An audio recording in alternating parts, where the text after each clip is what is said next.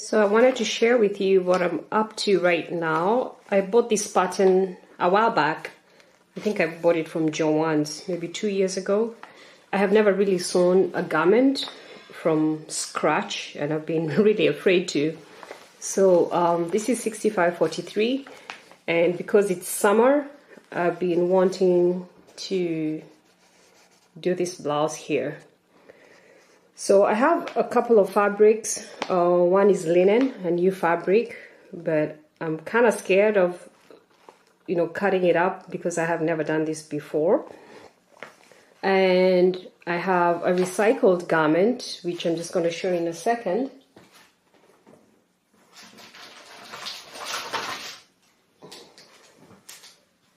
The recycled garment, which is really pretty, is a skirt that I got from Goodwill for $6.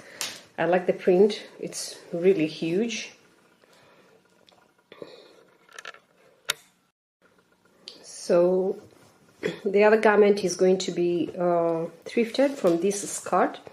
I like the print. I got the skirt from Goodwill. And I don't really like Goodwill very much, but it's the closest thrift store I have in my area. So I'm hoping to make the blouse eventually from this. But what I've been doing, because I'm not very good at sewing new garments, like I said, I've never really sewn a new garment and I don't really want to mess it up. I have discovered that the best way for me to learn is by using thrifted fabrics. And one of the best thrifted fabrics that I have found is, buying huge bed sheets. This is a king size. Actually, it's almost like a California king size. It's $2.50. It's really, really huge.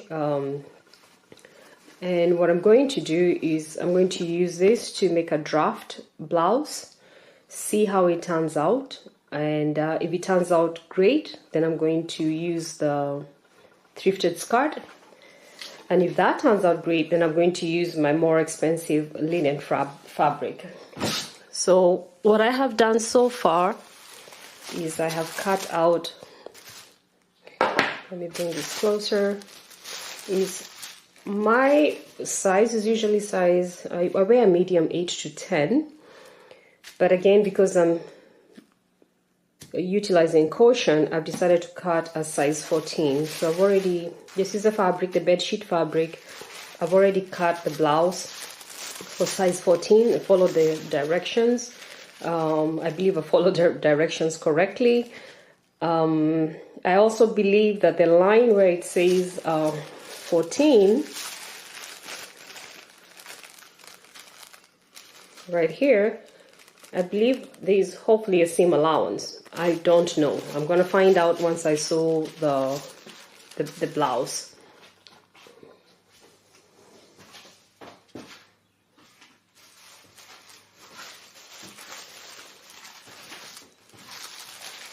So all my pieces are nice together. I'm not going to show you the sewing process for this one. I'm just going to sew it, try it on, see how it works out. I'm going to show you the end product of this. If I think it turns out great, then I'm going to do the 2 blouses and also show you the end product of that. I have a Singer 4411 heavy duty. That's what I'm using, and we'll see how it turns out.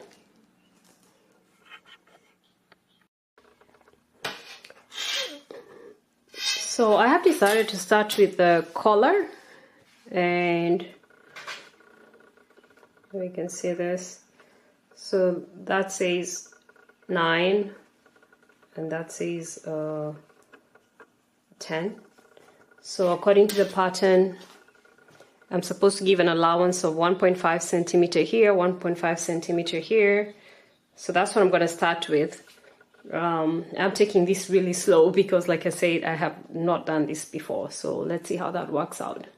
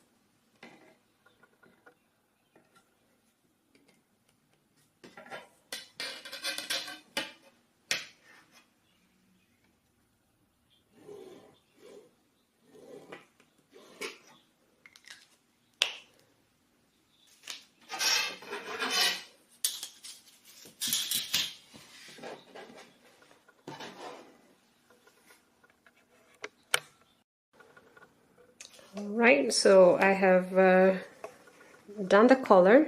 It's piece 9 and 10, and this is piece 5 and 6, 5 and 6, and this is interfacing for the armholes, and I have marked them with my heat erasing pen 5 and 6, and I'm matching the double notches. I don't know if you can see those. I'm matching the double notch with the other double notch. So this is fine for this particular draft, because I'm not worried about which side is outer side, inner side. When it comes to the actual fabric, it's going to be a challenge. I have to make sure I know which side is in, which side is out. So let's proceeding. Okay, so I have made quite a bit of progress. So the first thing I did was stitch the shoulders up here. Then I put the interfacing for the collar, the number 5 and 6. It turned out okay. There's a bit of a wrinkle right here in the middle, but for a first time, I think it was a lot easier than I expected. And then from watching the Singer YouTube video, it said to put another stitch, extra stitch on the interfacing to allow it to lay flat. So the stitch between the body and the interfacing, put an extra stitch on there, but only on the interfacing and the stitch and not the front. And I tried to iron it a little bit. So I am happy with that. Like I said, there are a few wrinkles, but I think I can sort them out with an idea that I have. So the pattern actually calls for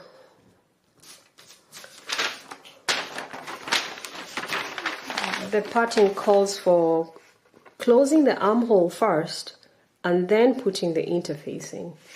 And I knew there was no way in heaven I'm going to be able to put interfacing on the armhole when it's closed.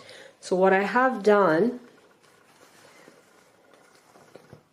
is put the interfacing on the armhole while it's still open, and then I've ironed it out, and I'm going to come back and then close it, put it on the inside and then close the armhole.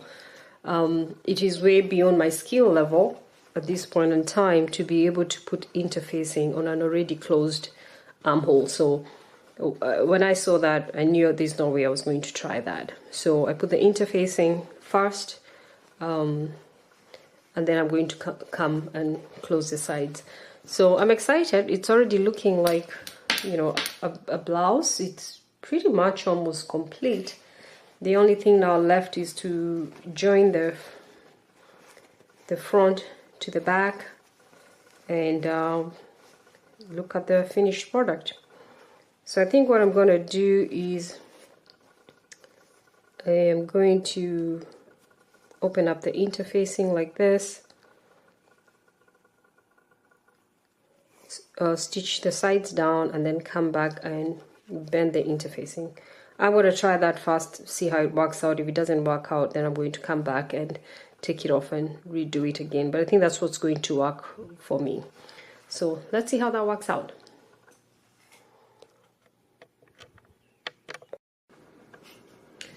So here's the top. It's actually turned out pretty nice. I like it. Let me get up closer.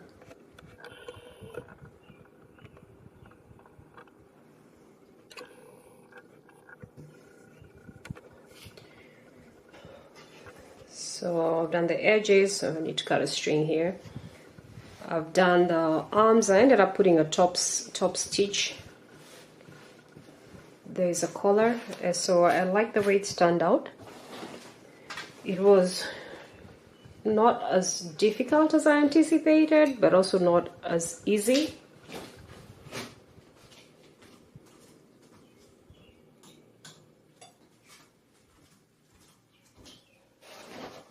I have to turn the fan off, it's getting warm in here.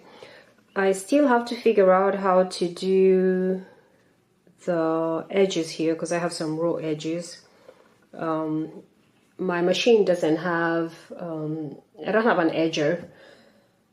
I have the Singer 4411. I know I can use the zigzag for the edges. I have to figure that out. But pretty much it's turned out pretty good for a first attempt. I'm quite.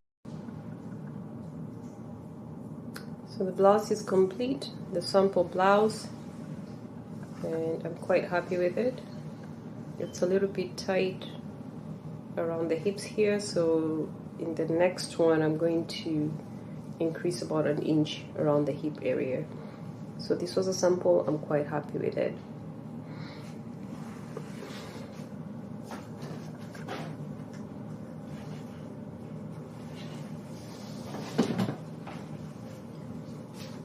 So the next fabric I'm going to try it on is this skirt that I got from a thrift store. I really like the pattern on the skirt. So I'm going to be taking off the banded waistline, ironing it out, and cutting out the pattern with the lighter part being at the top and the green part down here being at the bottom. So I'll show you the final fabric in a few minutes.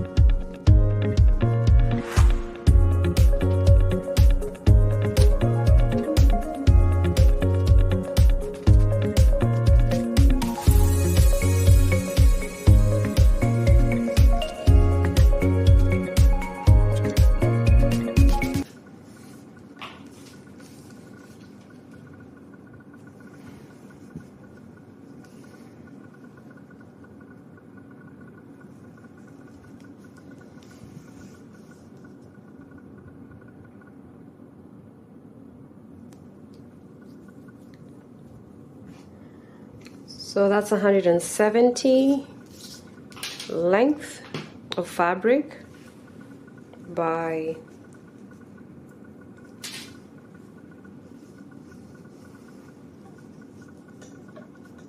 35. So that's how much fabric I have. So I could get multiple blouses just from this one skirt, and that's how one way to thrift for fabric. This skirt was about $5 and it's got a lot of fabric.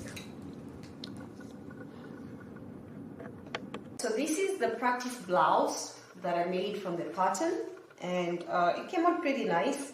It's a bit tight around the hips, and this is the bedsheet I used as fabric, and this just shows you how much thrifted fabric you can get to use for your practice pretty much as you get better in sewing, which is what I'm trying to do. So this is a practice fabric.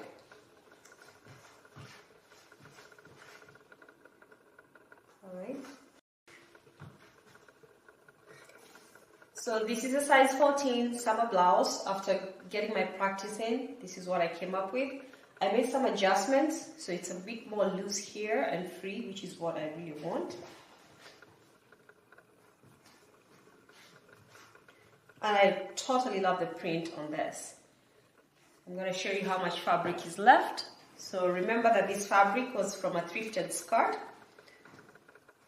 which was about 150 inches by about 35. So I still have that much fabric left that I can make another blouse from. Again, that's how to enjoy your crafting on the cheap. And if you like my content, don't forget to like and subscribe for some more cheap fun crafting. See you later.